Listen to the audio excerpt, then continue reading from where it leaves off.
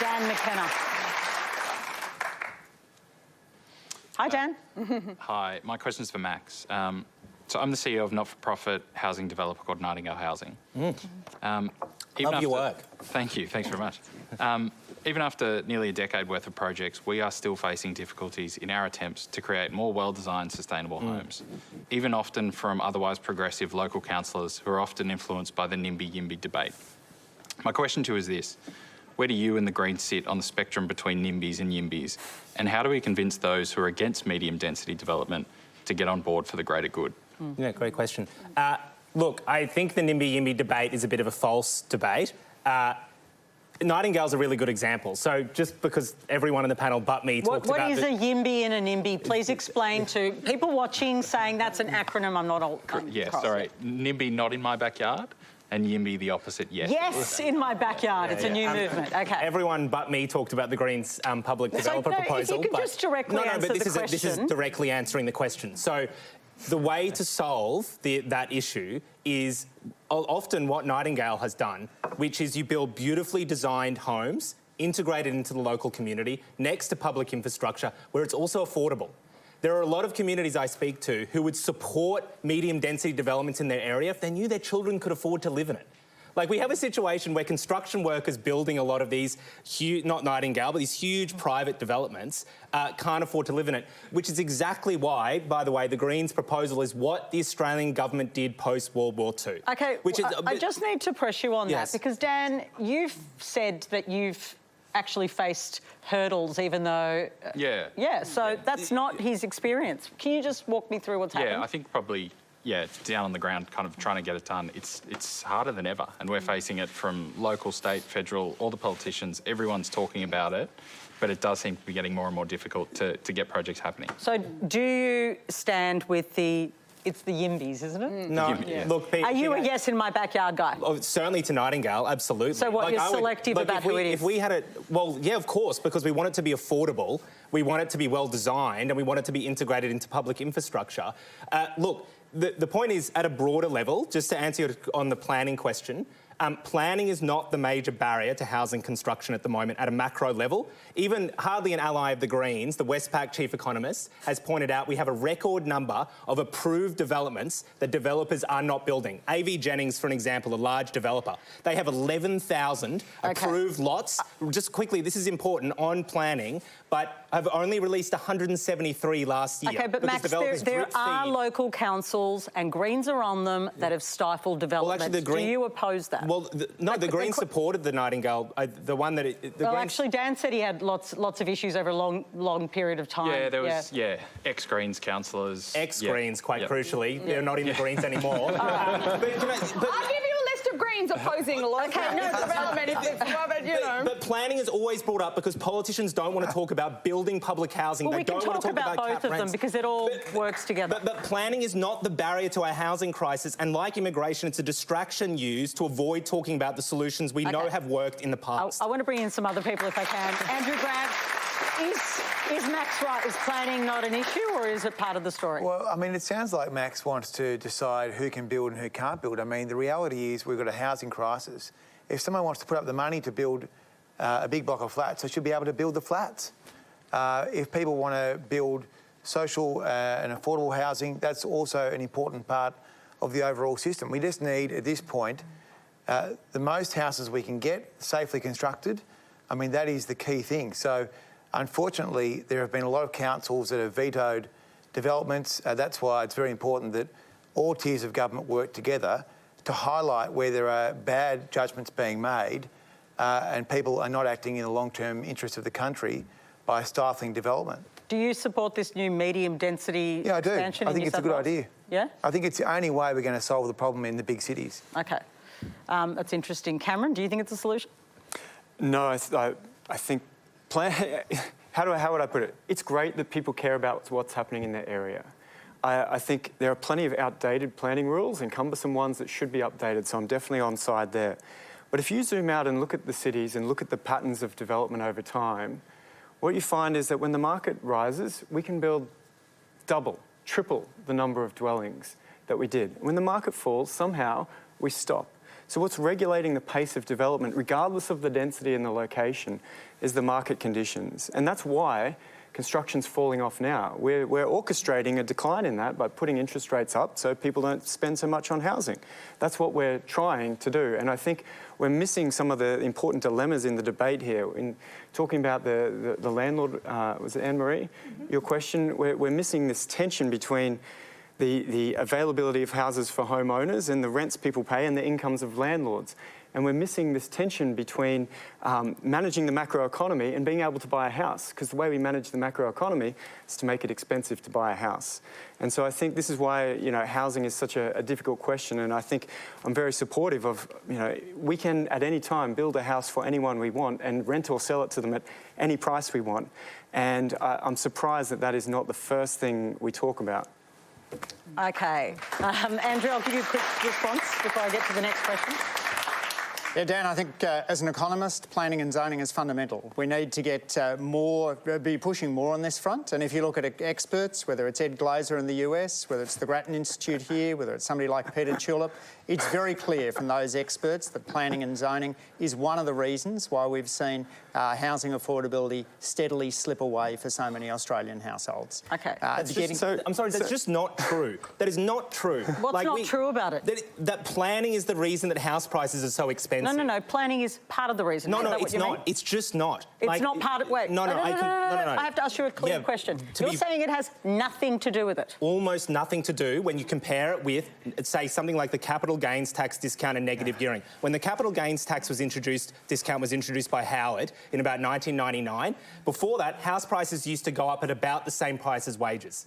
After that, they went up at 3 times the rate of wages. The idea that there's this sort of magical set of property developers, if only they were allowed to build enough homes to bring down the price of housing. Does anyone seriously think that the only reason that property developers are not building so many homes to bring down the price of housing is because of the planning system? I don't think anyone is saying it's not the only. I think there's the argument here that there's a combination of factors. I'd love to hear from international examples, because, of course, Andrew's referred to a number of eminent economists, as of course he would, but I would refer to places like Auckland and Minneapolis and actual cities in this actual world that have actually changed planning laws, and that has actually resulted in lower rents or lower growth in rents. So sure, as I said at the beginning, I am in no way an advocate of saying fix the planning system and the housing will come. Of course, it's more complicated than that. But this dismissive idea that the current complex and cumbersome planning system is not a genuine and significant, not the only, but genuine and significant barrier is wrong and is not the experience that is had on the ground by people genuinely trying to build homes like Nightingale, like state governments. As a minister who is responsible for building social and affordable housing in the state, I find the planning system to be a genuine barrier to the delivery of the social and affordable homes that we are funding. Cameron's laughing because he studied Auckland and it's not... Cameron, I'll give you a quick reply, but I want to get to the next question. Did I read in the paper that you've postponed 3,500 public houses in New South Wales today? Is that... No. Nice try, mate. We have resurrected a policy for the former government cancelled. So get your facts right before you want to go. 3,000, how many is it building now? Sorry? How many is it building now? So the former government had a redevelopment proposal at Riverwood. This is getting into the details. And this is a national audience. That's right. But no, it's absolutely nonsense to suggest that the New South Wales government is cancelling proposals to build public housing. In fact, we are resurrecting proposals that were cancelled by the previous government. All right.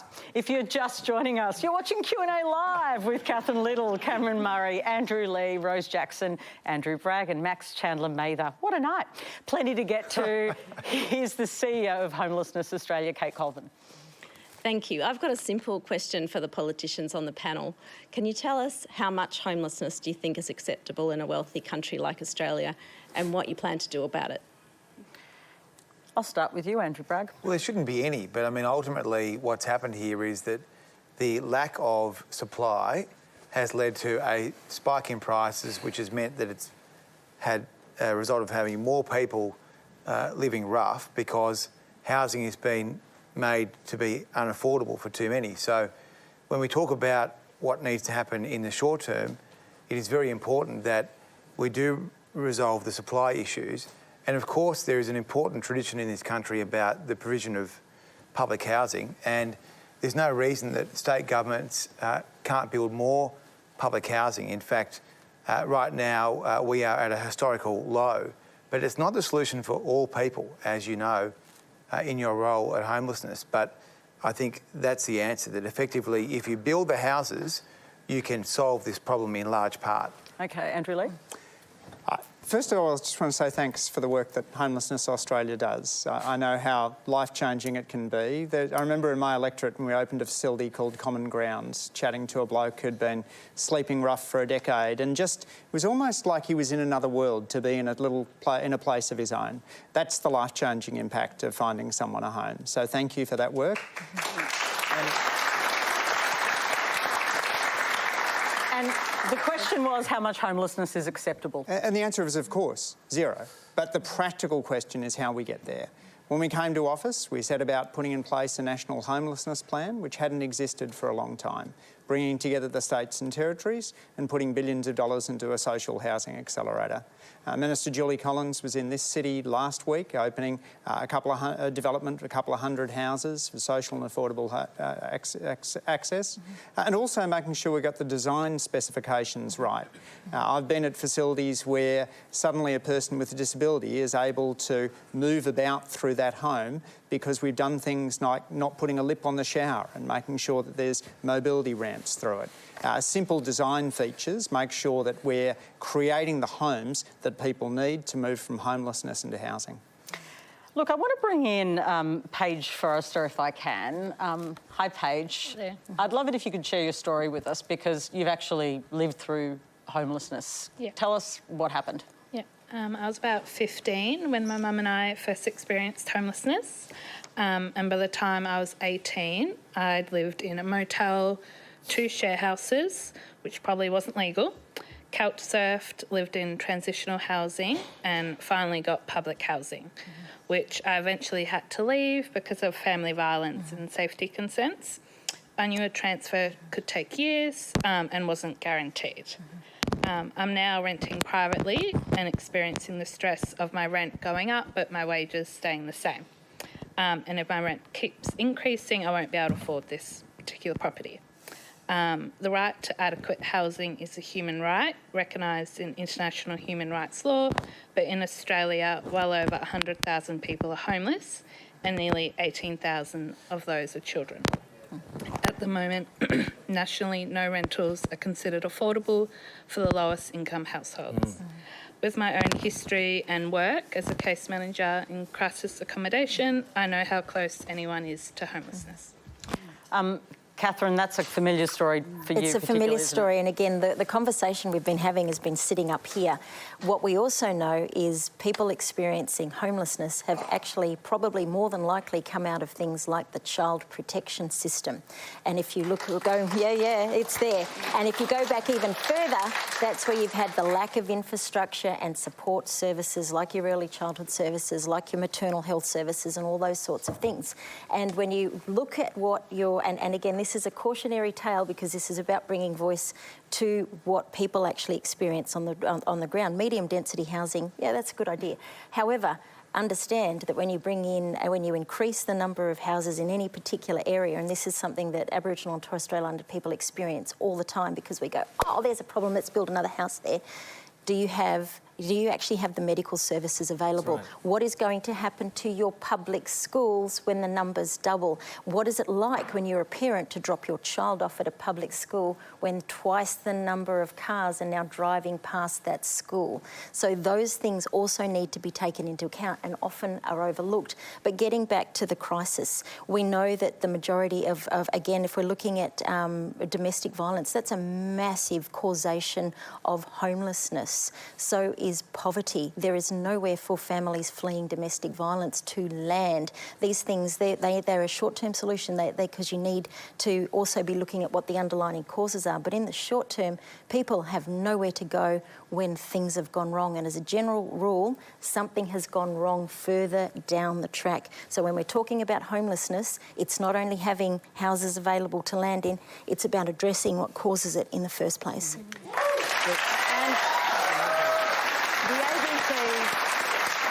The ABC is running an investigation into strata across Australia, apartment owners and body corporate, strata managers and regulators. Those are the perspectives that are crucial to understanding how the system works. If you want to share your story, go to abc.net.au/strata, because we're doing a big investigation into that. We have a question now.